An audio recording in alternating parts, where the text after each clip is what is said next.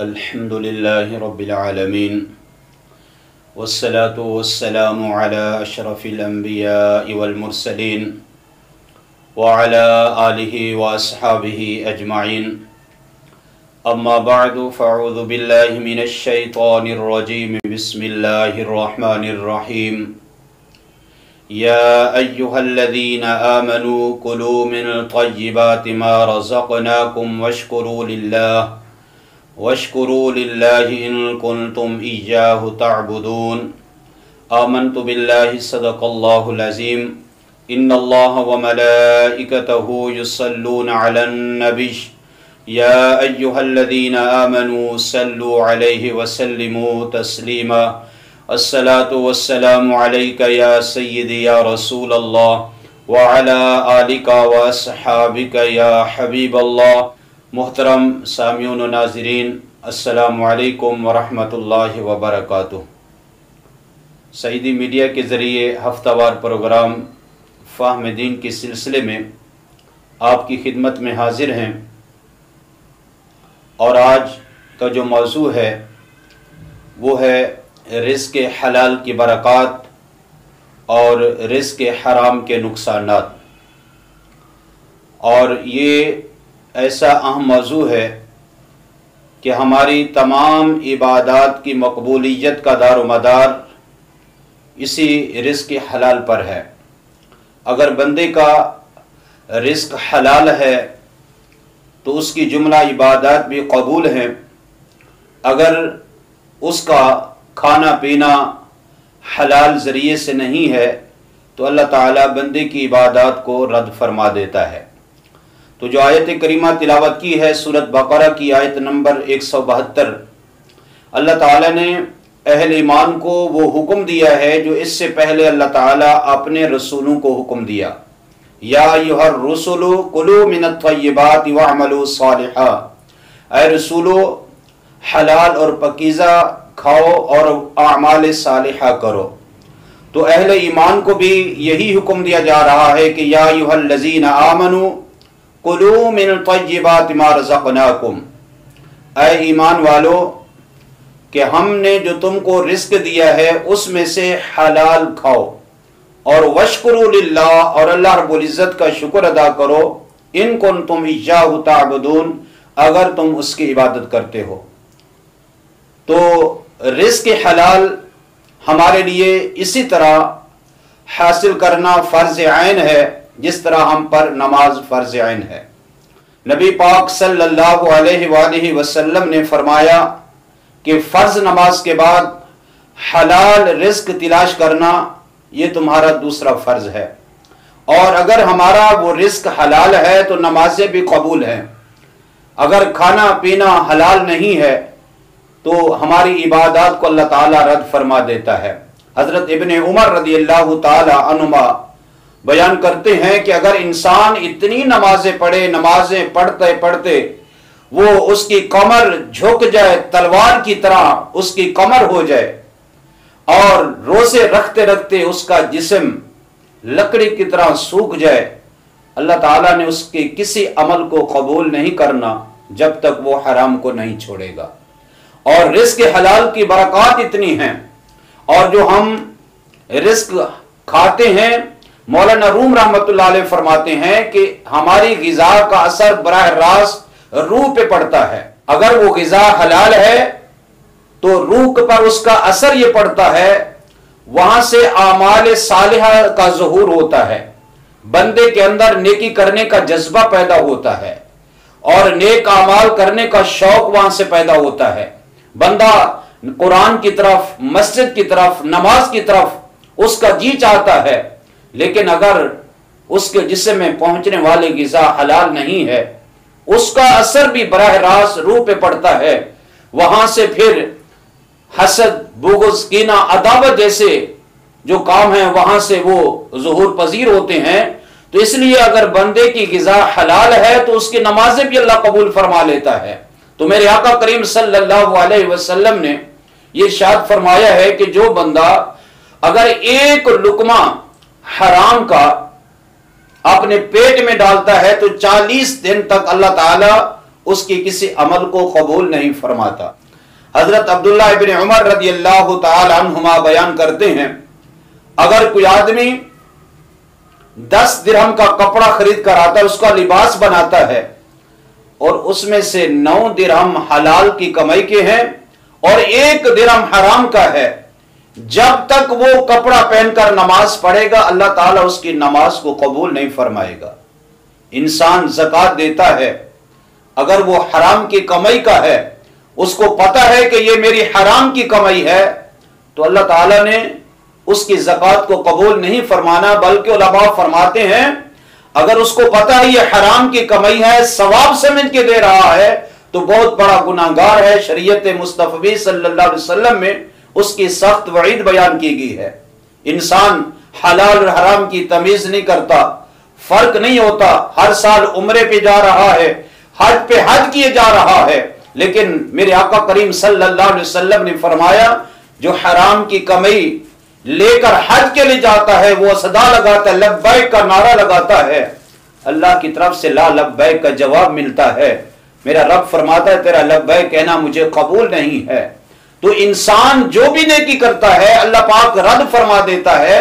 تو سب سے پہلی چیز جو ہے قرب الہی جس کے ذریعے سے انسان کو ملتا ہے، وہ سب سے پہلے لقمہ حلال ہے، حلال کی غذا ہے۔ اور میرے آقا کریم صلی اللہ علیہ وسلم نے ارشاد فرمایا کہ جو آدمی 40 دن مسلسل حلال کھاتا ہے، حرام کا ایک لقمہ بھی نہیں جاتا، اللہ تعالیٰ اس کے دل کو نور سے بھر دیتا ہے۔ جب دل میں رزق حلال کی برکت سے نور جلوہ گر ہوتا ہے تو پھر وہاں سے علم اور حکمت کے چشمے پھوٹتے ہیں، انسان کا دل قرآن کی طرف راغب ہوتا ہے، انسان کا دل مسجد کی طرف لگتا ہے، بازار میں کم لگتا ہے۔ میرے آقا کریم صلی اللہ علیہ وسلم نے تو فرمایا بازار سے تاخیر سے جاؤ، وہاں سے جلد واپس آؤ، مسجد میں جلدی جاؤ، وہاں سے تاخیر سے آؤ۔ لیکن ہمارا معاملہ اس کے برعکس ہے، ہمارا پورا ٹائم بازار کی طرف لگ جاتا ہے، مسجد میں ہمارا جی کیوں نہیں لگتا؟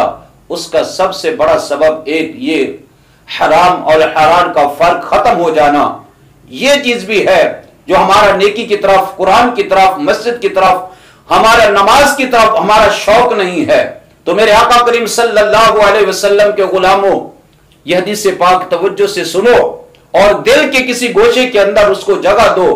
ہمارے آقا کریم صلی اللہ علیہ وسلم نے فرمایا جو آدمی حلال کماتا ہے، حلال کھاتا ہے، حلال کما کر گھر میں مال لے کر آتا ہے، وہ مال اگر اللہ کے راہ میں صدقہ کرتا ہے تو رب صدقہ قبول کر لیتا ہے، اگر گھر والوں پہ خرچ کرتا ہے تو رب اس میں برکت عطا کر دیتا ہے، اگر وہ اسی حال میں مر جاتا ہے جتنا اس نے مال چھوڑا ہے جو حلال کمایا تھا، اللہ تعالیٰ اس کو صدقہ کرنے کا ثواب عطا فرما دیتا ہے۔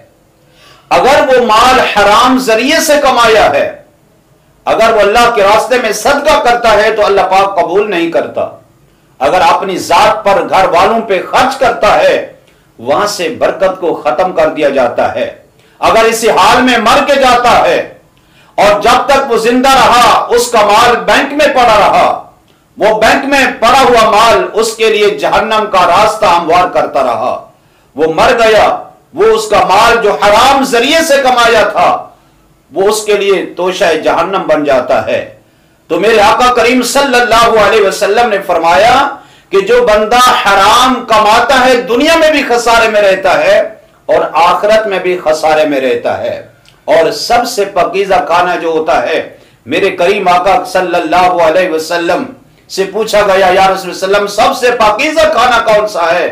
تو رسول پاک صلی اللہ علیہ وسلم نے فرمایا سب سے پاکیزہ اور پاک کھانا وہ ہے وہ بندہ حلال کماتا ہے، اپنے ہاتھ کی محنت سے کرتا ہے، وہ کھانا سب سے پاکیزہ ہے۔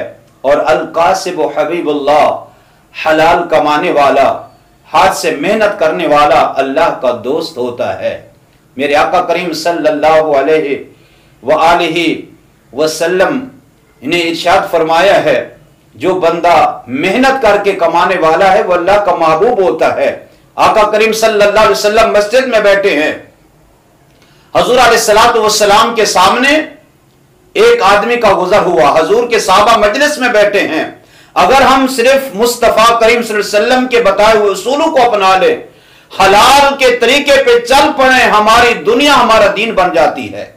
मेरे आका करीम सल्लल्लाहु अलैहि वसल्लम के मजलिस के सामने एक आदमी का गुजर हुआ, बहुत ताकतवर था, सेहतमंद था। हजूर अलैहिस्सलातु वस्सलाम के साहबा में से किसी ने कहा, काश कि ये बंदा भी इस वक्त अल्लाह के रास्ते में होता, जैसे हम यहां हुजूर के पास बैठे हैं, दीन के काम में मसरूफ हैं, ये बंदा भी यहां होता। तो मेरे आका करीम सल्लल्लाहु अलैहि वसल्लम ने फरमाया, अगर ये बंदा हलाल कमाने के लिए जा रहा है, अपनी बीवी बच्चों का पेट पालने के लिए जा रहा है, तो ये बंदा भी अल्लाह के रास्ते में जा रहा है। अब वो हाथ जो हलाल कमाने में उठते हैं वो अल्लाह के महबूब बन जाते हैं। रसूल पाक सल्लल्लाहु अलैहि वसल्लम की बारगाह में एक सहाबी आते हैं, उसको कदम बोसी का मौका मिलता है। रसूल पाक सल्लल्लाहु अलैहि वसल्लम के मुबारक हाथों में हाथ देता है। सरकार ने उसके हाथ को पकड़ा तो उसके हाथों में खुरदरापन था, सख्तपन था। हजूर अलैहिस्सलातु वस्सलाम ने अपने गुलाम से पूछा, मेरे गुलाम ये हाथों में सख्ती कैसी है? उस आदमी ने अर्ज की, मेरे आका मैं मजदूर बंदा हूं, मेहनत करता हूं, हलाल कमाता हूं, इसलिए मेरे हाथों में सख्ती आ गई है। मेरे करीम आका सल्लल्लाहु अलैहि वसल्लम ने उस सहाबी के हाथों को उठाकर चूम लिया, बोसा लिया। कुर्बान जाऊं हजूर नबी करीम सल्लल्लाहु अलैहि वसल्लम को सहाबी की किस्मत पर, उसकी किस्मत की मेराज थी, जिनके तलवों के बोसे लेने के लिए रब का अर्श तरसता है। मेरे आका करीम सल्लल्लाहु अलैहि वसल्लम ने अपने उस गरीब सहाबी के हाथ को चूम लिया, फरमाया यही तो वो हाथ है जो अल्लाह का महबूब है। ये मेहनत करना, हाथ से कमाना, ये बहुत बड़ी इबादत है। हजरत अबू हुरैरा रज़ियल्लाहु ताला अन्हु हदीस मुबारक बयान करते हैं कि सरकार दो आलम सल्लल्लाहु अलैहि वसल्लम ने इरशाद फरमाया, अल्लाह पाक है, वो पाक चीज को ही पसंद फरमाता है, कबूल करता है। फरमाया अल्लाह ताला ने ईमान वालों को हुक्म दे, जो मैंने आयत करीमा पढ़ी, ईमान वालों हलाल और पाकीज़ा चीजों से खाओ, अल्लाह का शुक्र अदा करो। अल्लाह ने रसूलों को भी यही हुक्म दिया था, या अय्युहा रसूल कुलू मिनत तय्यिबात वअमलू सालिहा। हालांकि रसूल तो अल्लाह रब्बुल इज्जत के फर्माबरदार होते हैं, कोई गलत काम उन सादर नहीं होता, लेकिन ये उम्मत के लिए पैगाम होता है। फरमाया गया, या अय्युहा रसूल कुलू मिनत तय्यिबात वअमलू सालिहा, पाकीज़ा खाने का हुक्म पहले दिया है, अमाल करने का हुक्म बाद में दिया है। उसका सबब यही है कि अगर ग़िज़ा हलाल की होगी, जो भी अमल करोगे अल्लाह ताला कबूल फरमा लेगा। और मेरे आका करीम सल्लल्लाहु अलैहि वसल्लम के साहबी हजरत अबू हुरैरा फरमाते हैं, फिर सरकार ने एक आदमी का जिक्र फरमाया जो मुसाफिर था, दूर दराज का सफर करके आया है, बाल बिखरे हुए हैं, गर्द आलूद हैं, और मुकद्दस तरीन जगह पे खड़ा होकर वो हाथों को उठाकर या रब या रब या रब कहकर दुआएं मांग रहा है। अब दुआ की मकबूलियत के जितने वसाइल थे वो सब मौजूद हैं। मुसाफिर की दुआ कबूल होती है, वो सफर में भी है। आज दिन की सारी से दुआ की जाए, अल्लाह कबूल करता है। आज दिन की सारी भी इतनी ज्यादा है, रो रो कर गिड़गिड़ा कर मांग रहा है, हाथों को बार बार बुलंद आसमान की तरफ उठा रहा है, लेकिन मेरे आका फरमाते हैं उसकी दुआ मेरा रब कबूल नहीं फरमाता। क्यों? फरमाया इसलिए कि उसका खाना हराम है, उसका पीना हराम है, उसका लिबास हराम है। मेरे दोस्तों, अल्लाह और उसकी दुआ की मकबूलियत के दरमियान जो रुकावट बनी है दरमियान में, वो हराम ग़िज़ा है। हराम ग़िज़ा इंसान की दुआओं को अल्लाह की बारगाह में नहीं पहुंचने देती। आज बहुत सारी जुबानों पे ये शिकवा होता है कि हमने दुआएं मांगी हैं, बार बार दुआ मांगी है, हमारी दुआ की कबूलियत का असर ज़ाहिर नहीं हो रहा। और दुआ की मकबूलियत के अंदर रुकावट जो है वो रिस्क हराम होता है। रिस्क हराम हो तो अल्लाह पाक दुआ कबूल नहीं फरमाता। हजरत साद बिन अबी वक़ास रज़ियल्लाहु ताला अन्हु हजूर की बारगाह में आते हैं, अर्ज करते हैं कि या रसूल अल्लाह सल्लल्लाहु अलैहि वसल्लम, आप मेरे लिए दुआ फरमा दें, अल्लाह मुझे मुस्तजाबुद दावात फरमा दे, जो भी दुआ मांगो अल्लाह कबूल फरमा ले। तो मेरे आका करीम सल्लल्लाहु अलैहि वसल्लम ने फरमाया, ऐसा दो चीजों की जमानत तू दे दे और ये जमानत मैं दे देता हूं। क्या वो दो चीजें हैं जिनकी जमानत मुस्तफा मांग रहे हैं اور اس چیز کی ضمانت حضور دے رہے ہیں جو بھی دعا مانگو گے اللہ قبول فرمائے گا۔ تو میرے آقا نے فرمایا ان دو چیزوں کی ضمانت تو دے دے۔ کیا چیزیں ہیں؟ عقل حلال، صدق مقال، ہمیشہ حلال کھانا، ہمیشہ سچ بولنا، یہ تو دو چیزوں کی ضمانت دے دے، اس کی ضمانت مجھ سے لے لے، جو بھی تو دعا کرے گا اللہ تعالیٰ دعا کو قبول فرما لے گا۔ اسلاف کے جب ہم احوال پڑھتے ہیں، آپ بھی سنتے ہیں، ہم بھی سنتے ہیں، پڑھتے ہیں کہ رات کو 100 رکعت نماز نوافل پڑھتے تھے اور 3 دن کے اندر قرآن پاک ختم کر دیتے تھے۔ بعض بزرگ روزانہ قرآن پاک ختم کرتے تھے۔ ان کے اندر جذبہ کیسا تھا؟ ان کے اندر سب سے پہلی چیز تھی وہ رزق حلال کا انتظام کرتے تھے۔ رزق حرام تو دور کی بات ہے، جو مشتبہ چیز ہوتی تھی اس سے بھی دور رہتے تھے۔ حضور علیہ الصلوۃ والسلام کے صحابہ فرماتے ہیں، حضرت عمر فرماتے ہیں، ایک حرام سے مشتبہ چیز سے بچنے کے لیے 10 میں سے ہم 9 چیزوں جو حلال کی ہوتی تھی ان کو بھی چھوڑ دیتے تھے، کہیں مشتبہ چیز ہمارے پاس نہ آ جائے۔ ہمارے وہ اسلاف کو دیکھیں، امام احمد بن حنبل رحمت اللہ علیہ کی بارگاہ میں ایک خاتون آتی ہے، آ کر مسئلہ پوچھتی ہے، میں اپنے مکان کی چھت پر سوت کاٹتی ہوں اور ہماری گلی سے بادشاہ کی سواروں کا گزر ہوتا ہے، ان سواروں کے آگے مشعلیں لے کر لوگ چلتے ہیں، ان مشعلوں کی روشنی ہماری چھت پہ پڑتی ہے، کیا ان مشعلوں کی روشنی میں سوت کاٹ سکتی ہوں؟ امام احمد بن حنبل رحمت اللہ علیہ نے فرمایا، اللہ تم پہ رحم فرمائے، تو کون ہے، کہاں سے آئی ہے؟ اس خاتون نے کہا، میں بشر حافی رحمت اللہ علیہ کی بہن ہوں۔ حضرت امام احمد بن حنبل رو پڑے، آنکھوں سے آنسو ٹپک پڑے، فرمایا کہ بہن، تقوی اور طہارت کے دریا تمہارے گھر سے بہ رہے ہیں، یہ دوسرے لوگوں کے لیے تو حلال ہے کہ بادشاہ کی سواریوں کے آگے جو مشعلیں چلتی ہیں ان کی روشنی سے کام کر لینا ان کے لیے حلال ہے، لیکن تمہارے گھر والوں کے لیے حلال نہیں ہے، تم یہ کام نہ کیا کرو۔ کیوں کہ وہ مشعلیں جو تھی وہ بادشاہ کی تھی، ان کی اجازت کے بغیر ان کی روشنی سے فائدہ اٹھانا تمہارے گھرانہ جو ہے تقوی جہاں سے تقسیم ہوتا ہے، جہاں سے تقوی پرہیزگاری کے دریا بہتے ہیں، فرمایا تمہارے لیے وہ حلال نہیں ہے۔ میرے دوستو، قرآن اور حدیث کے اندر رزق حلال کی بے شمار برکات بیان کی گئی ہیں اور رزق حرام کے بہت سارے نقصانات ہیں۔